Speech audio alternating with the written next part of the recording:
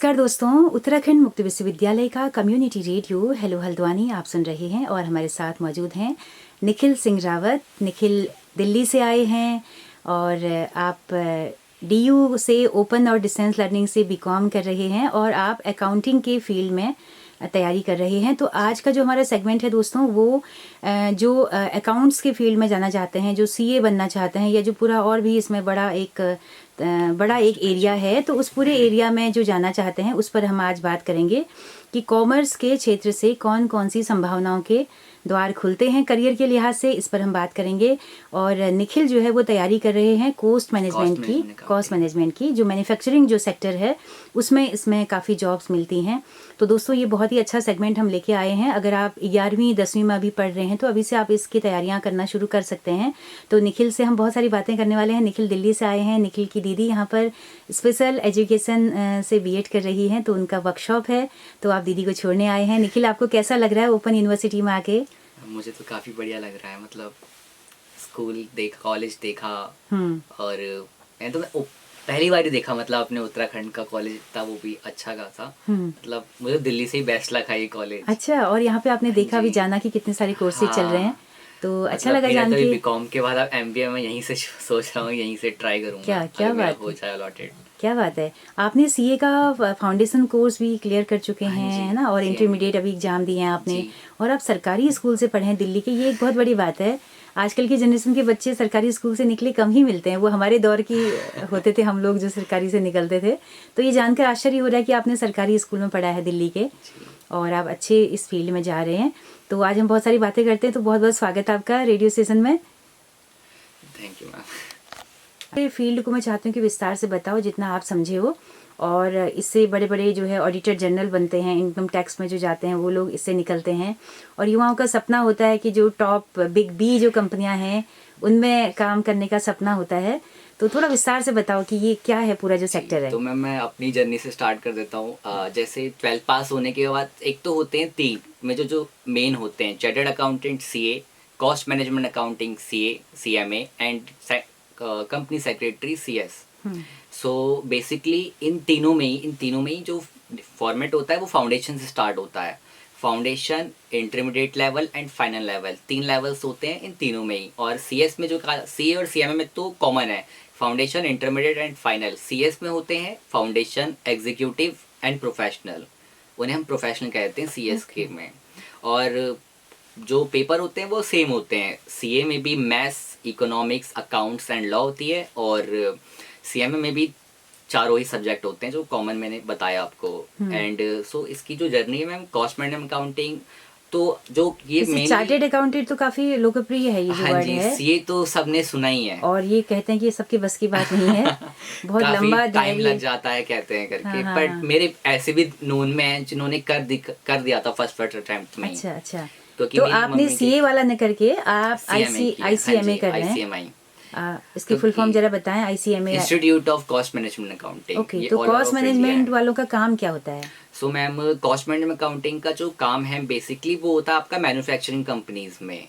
जैसे कि आपकी जो प्रोडक्ट बना रहे हैं आप कंपनी में, सो उसकी जो कॉस्ट है, उसकी लागत जिसे हम कहते हैं, उसकी लागत कितनी होगी, उसका मार्केट में जाके फेस वैल्यू कितनी होगी, उसकी मार्केट वैल्यू क्या होनी चाहिए, और एक जो गुडविल सेट होती है वो भी कॉस्ट मैनेजमेंट अकाउंटिंग से ही सेट होती है।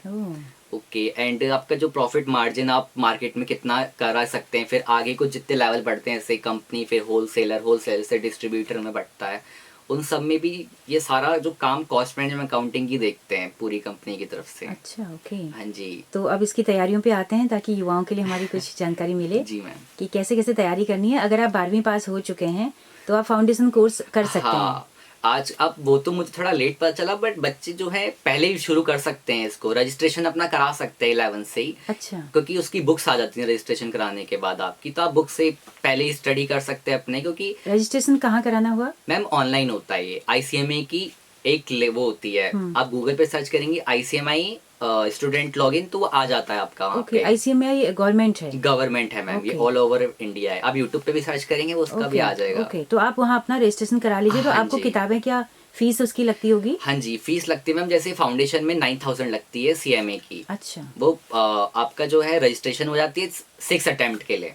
मतलब कोई बच्चा अगर अच्छा। वीक हो, जैसे उसका एक अटेम्प्ट मेरा ना हो पाए, तो 6 अटेम्प्ट उसके लिए वो फ्री हो जाते हैं 9,000 में। ओके। और जो उसकी बुक्स होती हैं 4, वो भी उसी में इंक्लूड होती इंक्लूड हैं। होती हैं, अच्छा। हाँ जी। तो ये आपने रजिस्टर्ड कराया, अगर आप हाँ, 11th में हैं अगर, तो तो आप आप करा करा सकते हैं सकते हैं। और उसके बाद आपने तैयारी करी और फंडामेंटल आप कोर्स पूरा करिए। पूरा। हाँ जी। उसके बाद फिर अगर आपका क्लियर हो जाता है जी, तो आप एक दूसरे लेवल में आ फिर जाते आ हैं, जाएंगे। तो इंटरमीडिएट इसमें लेवल में। 4 पेपर होते हाँ हैं। जी। नाम बता। Maths, law, accounts and economic, okay. ये 4 तो अगर थोड़ा सा मन लगा के पढ़ें तो बहुत कठिन हो नहीं है। सकता है, क्योंकि जो कॉमर्स की लाइन में ज़्यादातर बच्चे आते हैं, साइंस से भी आते हैं ऐसा नहीं है, बट ज़्यादातर जो होते हैं कॉमर्स लाइन के ही आते हैं। और जो कॉमर्स लाइन के होते हैं उन्होंने अकाउंट्स पढ़ी होती है, मैथ्स पढ़ी होती है, जो विद मैथ वाले होते हैं, और मैथ्स आपकी बेसिक ही आती है, 11th-12th से भी बहुत बेसिक ही आती है 11th-12th की जो ओके। है। ओके। हाँ, तो इकोनॉमिक आपने पढ़ी होती है कॉमर्स की। एक जो अलग स्पेशल आता है वो लॉ आता है। बस लॉ में जो है ना, और सीएमए फाउंडेशन में तो इतना है कि आपको एमसीक्यूज होते हैं। अच्छा। सीए फाउंडेशन में जो है उसके 2 पेपर सब्जेक्टिव हैं, 2 पेपर ऑब्जेक्टिव हैं। ओह। पर सीएमए में चारों पेपर ऑब्जेक्टिव होते हैं, ऑब्जेक्टिव तो हैं। आप टिक कर सकते हैं, इसलिए लॉ में सीएमए में कोई डर नहीं होता। ओके, आपको बट बहुत। इंटरमीडिएट में आके थोड़ा कि लिखना पड़ता है, पर इसकी प्रैक्टिस होती है, वो उसमें भी क्लियर हो जाता है। ओके। और अगर आपने बीकॉम किया है तो हाँ आप जी। फाउंडेशन कोर्स को स्किप कर सकते हैं। हाँ, अगर आपने BCom second year third year तक चले गए तो आप डायरेक्ट एंट्री इंटरमीडिएट में आ सकते हैं। अच्छा, अगर सेकंड ईयर थर्ड ईयर में भी हैं, क्लियर हाँ, मतलब क्लियर करना जरूरी नहीं है। मतलब बीकॉम क्लियर। बीकॉम क्लियर होना जरूरी नहीं है उसके नहीं लिए। नहीं नहीं, थर्ड ईयर तक होना चाहिए। अच्छा, ओके। जैसे मैं अभी थर्ड ईयर में चल रहा हूँ, उसके बाद मैं डायरेक्ट एंट्री ले सकता हूँ उसमें ओके, लेकिन आपने पहले ही कोर्स कर पहले ही, चुके क्योंकि हैं। फिर टाइम थोड़ा वो हो जाता है। जी जी। तो अब इंटरमीडिएट कोर्स का बताइए कि वो कितने इंटरमीडिएट जो है आपका 2 ग्रुप होते हैं, एक ग्रुप 1 एंड ग्रुप 2। और जो आपका मैं बेसिक बता दूं तो आपकी जो सीएमए का फॉर्मेट है पेपर देने का, वो है जून एंड दिसंबर। ये पेपर आपके जून एंड दिसंबर में होता है। इसका सिलेबस थोड़ा ऐड होता जाता है, जैसे 2016 में हुआ था, उसके बाद 2022 में हुआ था। मैं 2022 का स्टूडेंट हूँ, ओह। मतलब न्यू सिलेबस का। ओके। अब जो 4 साल बाद फिर होगा इसका। इतने लंबे समय बाद होता है। हाँ। अच्छा। हाँ जी, 6 साल बाद, सॉरी। ओके। तो 2028 में होगा अब जो होगा ओके। Syllabus complete. ये उसके बाद थोड़ा लेस देन थोड़ा एडिशनल सिलेबस वो कर देते हैं इंस्टीट्यूट से। तो इंटरमीडिएट आपका क्लियर हाँ, अभी, मेरा ग्रुप 1 क्लियर है। और सेकंड का आपने एग्जाम दिया है एग्जाम अभी। दिया, फैब में रिजल्ट तो बाकी है। अगर सेकंड भी आपका क्लियर हो जाता है तो फिर आप कौन सा करेंगे? फिर मैं फाइनल में पहुंच जाऊंगा, फाइनल का स्टूडेंट हो जाऊंगा, और फिर मुझे आर्टिकलशिप करनी होगी फर्म में, मतलब कहीं होती है। काम करना होगा, हाँ जिसको जी, हम इंटर्नशिप बोलते हैं एक तरह से। इंटर्नशिप आर्टिकलशिप कहते हैं। इंटर्नशिप होती है 12th के बाद, अच्छा। जो सीखता है, और इन्हें कहते हैं आर्टिकलशिप। ओके। और मैं बताऊं तो जैसे आप जाओगे कभी सी के पास, अगर आपकी कोई पहचान नहीं है तो थोड़ा ऑकवर्ड सा लगता है कि मुझे इंटर्न करनी है। ओके। बट आर्टिकल आप जाओगे तो आपके लिंक्डइन है, हाँ। और आपका naukri.com है, इन पे भी जो है फर्म्स आती हैं जो अच्छा। आपको आर्टिकलशिप खुद कराती हैं, कि ऑफर हाँ करती ऑफर हैं। करती हैं कि तो वो पैसा भी उसमें देती हैं, हाँ जी। स्टाइपेंड? जैसे मेरे स्टिपेंड जो है, मेरे दोस्त की है एक 10,000। और अगर आपकी थोड़ी है, अगर आपकी इंटर में एयर रैंक आई है, वो बोथ ग्रुप वालों की आती है एयर रैंक्स। अगर आपने बोथ ग्रुप पढ़ के एयर रैंक लाए हो, तो आपका हो सकता है कि बिग 4 में भी आपको मौका मिल जाए ओके। वहाँ करने का। और अगर आप वहाँ जो होती है 18,000 तक का पैकेज होता है पर मंथ स्टिपेंड का। अच्छा। और फिर सैलरी तो फिर अलग ही होती है। सैलरी तो लाखों में। हाँ, अच्छा वो पैकेज है, पैकेजेस तभी ही क्रेज होते हैं। है युवाओं में इसे हाँ। करने का।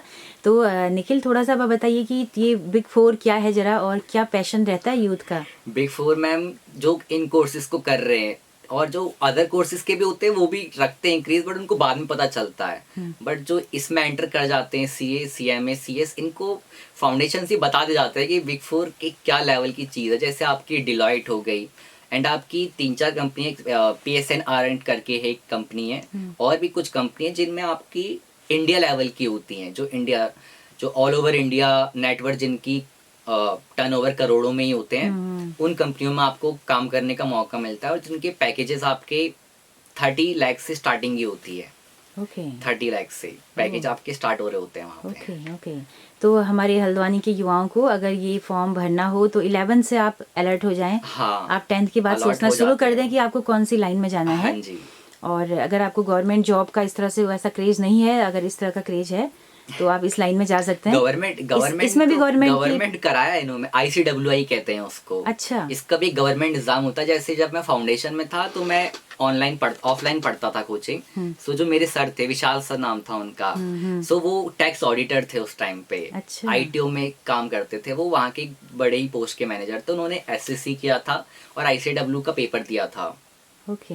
जी, और उसके साथ वो CA और CS दोनों थे। सो उनका अच्छा तो खासा गवर्नमेंट में जाने का भी इसमें काफी स्कोप हाँ, है। स्कोप है। जैसे कुछ पद अगर टैक्स बताएं हम। ऑडिटर आप कह लीजिए, उनकी गवर्नमेंट निकलती है ना, इनकम टैक्स में आपकी आ जाती हैं। और कुछ कुछ गवर्नमेंट कंपनियों में भी अकाउंटेंट रखने पड़ते हैं। एंड गवर्नमेंट कंपनी जो खुद हायर करती हैं अपने ऑडिटर, कि किसी कंपनी में जाके आपको उनकी बैलेंस शीट चेक करनी है या आपको उनकी प्रोफाइल चेक करनी है, वो पोर्टफोलियोज होते हैं, वो सब के लिए भी रहता है गवर्नमेंट में स्कोप। ओके।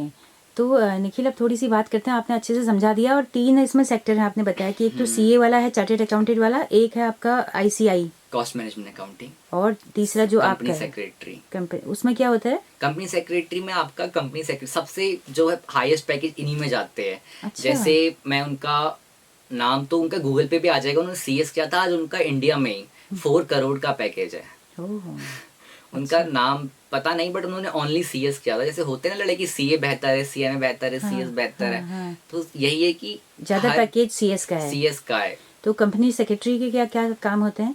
कंपनी सेक्रेटरी के मैम, जैसे कि आपके इसके लॉ के काम ज़्यादातर होते हैं। जैसे आप मान लीजिए किसी ने गलत एलिगेशन लगा दिए कंपनी पे कि इन्होंने मेरे साथ ऐसा किया, तो उस समय आपका जो है CS, उस पे आपकी कंपनी के सारे रूल्स एंड रेगुलेशंस होते हैं कि कंपनी को क्या करना चाहिए, क्या उनके लिए इलीगल होता है, क्या क्या कंपनी गवर्नमेंट उन्हें अलाउ करती है करने के लिए, ये सारा काम जो है CS देखता है। ओह अच्छा। और इन सब की जो बेनिफिट्स हैं मैम, CA एक हर कंपनी में चाहिए ही होता है, CMA हर कंपनी में चाहिए ही होते हैं मैन्युफैक्चरिंग में, और CS तो फिर चाहिए ही चाहिए हर कंपनी में रूल्स एंड रेगुलेशंस के लिए।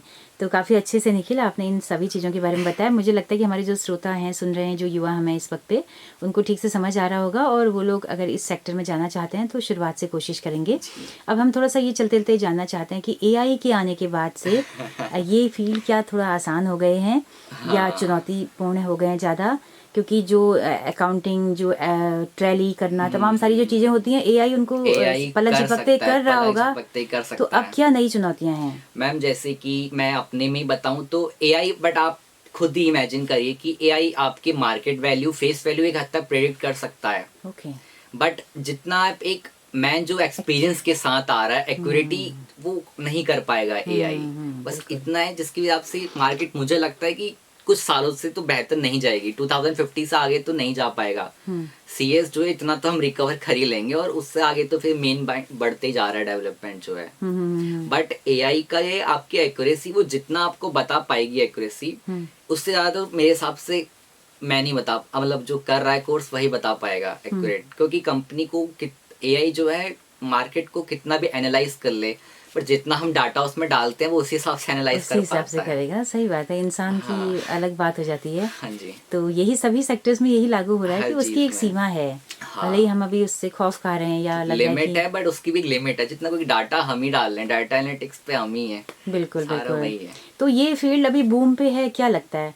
90s के बाद से जिस तरह से भारत में मल्टीनेशनल कंपनियां आई है ना, उदारीकरण की नीतियां आई, तो उसमें से ये वाली जॉब ने ज्यादा थोड़ा बूम पकड़ा है ना। बहुत CA, CMA, CS इन्होंने पकड़ा। ये सब 90s के बाद वाले दौर का है। तो अभी इनका क्या पीक चल रहा है, या फिर अब डाउनफॉल है, या क्या कहेंगे? मैं तो कहना चाहूंगा CA का पीक तो कभी गिर भी नहीं सकता। अच्छा। ना CS का गिर सकता। CMA का अभी शुरू हुआ ही है। बहुत कम लोग होंगे जिन्हें CMA के बारे में पता ही होगा। जो सर्च करते होंगे या तो जो कॉमर्स लाइन में होंगे उन्हें ज्यादातर पता होगा, वरना मेनली किसी को नहीं पता। बट जैसे जैसे मार्केट हमारी बढ़ती जा रही है, क्योंकि पहले तो हम पॉवर्टी से बढ़ते जा रहे हैं डेवलपमेंट की ओर। जैसे जैसे हमारा डेवलपमेंट बढ़ रहा है, मार्केट में क्रेज बढ़ रहा है। जैसे आप देखते होंगे ट्रेडिंग भी बढ़ती है। ट्रेडिंग में भी कॉस्ट मैनेजमेंट अकाउंटिंग का जो है एक बहुत योगदान रहता है। अच्छा। जैसे मैन्युफैक्चरिंग के फील्ड में अब आप जाओगे इसके बाद ना, तो थोड़ा सा क्या भारत की स्थिति थोड़ा पता है कि मैन्युफैक्चरिंग में क्या क्या है? जैसे कि कई बार यहाँ से चीज़ें मैन्युफैक्चर होके विदेशों में जाती हैं, इंपोर्ट होती हैं, क्योंकि यहाँ पे कॉस्ट जो है वो कम है, यहाँ पे लेबर जो है वो सस्ता है ना। तो थोड़ा इसके बारे में बताइए कि मैन्युफैक्चरिंग की स्थिति क्या है यहाँ पे। जैसे मैं अभी बताऊँ, इकोनॉमिक्स भी जो बात करते हैं, जैसे कि आप मान लीजिए हमारे वहाँ से जो सामान बनकर गया वो हमारे जैसे आप डॉलर्स बढ़ने पे मैं आपको बता दूं, जैसे अभी डॉलर्स बढ़ रहा है 1991 पे आ चुका है हमारा डॉलर इंडियन करेंसी के हिसाब से। सो अभी हमारे हिसाब से जो है वो हमारा जो कॉस्ट बनेगी वो हमारे हिसाब से महंगी होगी, बट जब हम इंटरनेशनली उसे बेचेंगे तो वो उनके लिए होगा, उनके लिए सस्ता होगा, हमारे लिए महंगा होगा।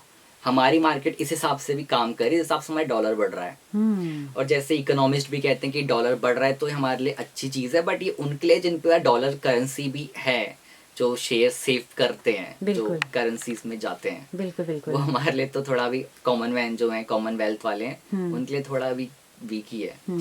अच्छा, ऐसा नहीं लगता कि मैन्युफैक्चर्ड इतना हो चुका है जितना ज़रूरत है ही नहीं? फिर एक के साथ चार फ्री वाली चीज़ें जो स्कीम्स आती हैं, तमाम सारा प्रलोभन उपभोक्ताओं को लुभाने हाँ के जी, लिए, हाँ जी तो अननेसेसरी मैन्युफैक्चर नहीं हो रही हैं चीज़ें? मैम। अननेसेसरी तो बट यही है कि मार्केट में जैसे जैसे कंपटीशन बढ़ रहा है, कंपटीशन आप देखेंगे तो हर मार्केट मेरे हिसाब से कुछ ही मार्केट होंगी जो कंपटीशन में नहीं होंगी, जो मोनोपोली लेके बैठी होंगी। इस हिसाब से आप लेके चलिए, जैसे आज सिम का ही दौर चलाइए तो जियो और एयरटेल ये दो तो लेके बैठी है मोनोपोली, जो पूरा मार्केट लेके बैठी है। बिल्कुल। बट जैसे अभी आपका वीआई है, इनका आईपीओ इतना था कि अब ये भी कुछ साल आई थिंक महीनों में या 2026-27 तक शायद शट डाउन हो ना जाए, मार्केट इन्हें बीएसएनएल के साथ ही अपना ऐड ना कर ले। यही चीज़ है। आप ऑनलाइन में देख लीजिए, ई कॉमर्स बिजनेस में जोमेटो, स्विगी, इन्होंने इतना मोनोपोली ले लिया है कि अब आप जो कह रही हैं कि एक के साथ चार फ्री, वो कंपटीशन के हिसाब से करना ही पड़ रहा है। तो उसके उनके सामने फिर छोटे लोगों का कोई बिसात छोटे नहीं है, लोगों फिर वो का सरवाइव हो नहीं कर रहा। पा रहे हाँ हैं जी। वो। तो यही मैन्युफैक्चरिंग में भी है कि बड़ी कंपनियां जो है, जैसे वॉलमार्ट है, हाँ जी, रिलायंस है। अभी आप देखिए कि छोटे हल्द्वानी जैसे शहर में ही रिलायंस के कम से कम 8 या 9 शोरूम्स हैं। पहले एक खुला था इनको बड़ा। गवर्नमेंट का सपोर्ट भी अच्छा खासा होता है। तो एक जो खुदरा व्यापार था वो लगभग खत्म हो रहा है। अब जी दुकानदार दिन भर दुकान में मोबाइल पे बैठ के अपना रील देख रहा है जब तक मैम तो ये तो फिर डेवलपमेंट की बात है कि जैसे से अगर हमारी कंट्री को डेवलप करना है तो उस हिसाब से हमें भी डेवलप होना पड़ेगा। मैं वैसे नहीं कहना चाहता, बट जैसे एक ऑफलाइन जो बंदा बैठ रहा है आजकल के टाइम पे, आप हल्द्वानी में हो या दिल्ली में हो, एक बंदा जब अमेजोन से कुछ चीज़ें लेता है, फ्रिज हो, वॉश जो भी मशीन होती है, वॉशिंग मशीन, आजकल ज़्यादातर जो मेरे हिसाब से, मुझे जहाँ तक लगता है, तो मेनली जो प्रोडक्ट हैं वो ऑनलाइन ही आते हैं ऑफलाइन के कंपेयर में। आपके ही घर में आते हो या मेरे ही घर में आते हो, मेनली जो है ऑनलाइन आता है। जो अब जो शॉप पे बैठे हुए हैं मेनली प्रोडक्ट के लिए, अब मुझे ऐसा लगता है कि उनको भी थोड़ा डेवलप तो उनको भी होना ही चाहिए, क्योंकि जो छोटे हैं। अच्छा, जो ऑनलाइन डिलीवरी वाला जो सिस्टम चला, हाँ ये जी, आपका क्या है अभी स्विगी पे लेटेस्ट? भी है, ये जो अभी तुरंत 3 मिनट वाला क्या है? जिप्टो नहीं, अभी 3 मिनट वाला हल्द्वानी में। हाँ, हल्द्वानी का मुझे इतना नॉलेज नहीं। मैं क्यों भूल गई। तो इस तरह के जो हैं, ये आपका इससे भी जुड़ती है क्या मैन्युफैक्चरिंग की लागत? क्योंकि आप फिर पे भी ले रहे हो घर पहुंचाने का, हाँ है पूरा। ना? तो ये तो मैम अब कंपनी के हिसाब से कि 3 मिनट में, ये तो फिर अगर आप मेंटली देखो कंपनी का इसमें फायदा है। हाँ, क्योंकि जैसे जैसे आप कस्टमर को तो सेटिस्फेक्शन चाहिए अपने लिए, बिल्कुल। तो आपको कंपनी पूरा लगी है कि हाँ जी, सेटिस्फेक्शन हो। तो ये सारी रिसर्च जो है वो कंपनियां वाले रिसर्च ये सारा करते वहीं हैं, से चल रहा है कि पूरी कैसे वहीं है कैसे उनकी। सेटिस्फेक्शन बढ़े, जी, जी। कंपटीशन में हमारे मोनोपोली बढ़े, जी, जी। कि कस्टमर हमारे पे थोड़े आए अट्रैक्ट आए हो। तो निखिल, थोड़ा सा अब वैसी बातें करते हैं, थोड़ी सी चलते चलते। शौक क्या क्या है आपके? मैम शौक वैसे मतलब प्लेइंग में, किस में? मतलब क्या है? सिंगिंग है? कैसे चाहते हो दुनिया, मतलब कैसी लाइफ होनी चाहिए? मतलब जो हो रहा है सब जैसे चल रहे हैं, सब भेड़ चाल में मशीन बने हुए हैं। अगर हम देखें बड़े बड़े शहरों में तो और ज्यादा लोग मशीन मतलब सब काम पे ही लगे हैं, कुछ हाँ, है ही मतलब नहीं। जिंदगी है क्या? जिंदगी को क्या सोचते हो कि अच्छी किसी बड़े रेस्टोरेंट में खूब खा लेना, बढ़िया सा घूम लेना, मैम मूवी मेरे देख को तो लेना? जो है, मैं दिल्ली में ही पला बड़ा हूँ, बट मुझे जो गांव की लाइफस्टाइल लगती है वैसी बेटर लाइफस्टाइल मुझे बहुत अच्छी लगती है। अच्छा। जैसे मैं अगर साइंटिफिकली भी बताऊँ, सो हम गांव में अब तो कोई नहीं करता ऐसे, हम अपने जो मासी वगैरह, जो हम तो अभी भी जमीन में ही सोते हैं, सो उससे भी हमारे जो है ब्लड सर्कुलेशन वगैरह बढ़ते हैं, तो मुझे तो क्या वही बात चीज़ें है, अच्छा लगती हैं फिजिकली। क्या बात है। तो गांव लौटना चाहते हो मतलब हाँ मैं तो भविष्य लौटना में? चाहता हूँ। जैसे हमारे उत्तराखंड में भी जैसे जैसे आएगा, अभी तो उतना हमारे हिसाब से डेवलप हुआ नहीं हमारे गांव के, जैसे रूरल एरियाज, क्योंकि जो है अर्बन एरियाज हमारे डेवलप हुए नहीं है। रूरल एरिया तो जैसे हल्द्वानी, ये तो हमारे शहरी हैं पूरे, बिल्कुल ये तो डेवलप होते जा रहे हैं। बिल्कुल। बट हमारे गाँव अभी भी कहते हैं कि दिल्ली आओ, बेरोजगारी है करके, दिल्ली आओ करके कहते हैं। अब तो खैर दिल्ली में भी है बेरोजगारी। ओके। तो जी। बहुत सी बातें आपने की, अच्छा लगा जानकर। और बहुत शुक्रिया। जब भी आओ विश्वविद्यालय या हल्द्वानी तो इस रेडियो को अपना समझ के कि कुछ जी। हमने अपने हल्द्वानी के, अपने पहाड़ के युवाओं के लिए कुछ देना है। जी। तो अगर ये इंटरमीडिएट कोर्स पूरा हो जाता है, उसके बाद अगले में जाते हो, कुछ और नई जानकारियां हैं तो वो साझा कर सकते हो, और जी, दिल्ली से ज़रूर भी मैं कर सकते हो कुछ भी, हाँ, ऑडियो भेज के हमें। ओके। तो बहुत शुक्रिया इतना वक्त देने के लिए Nikhil. Thank you ma'am. Thank you. Okay.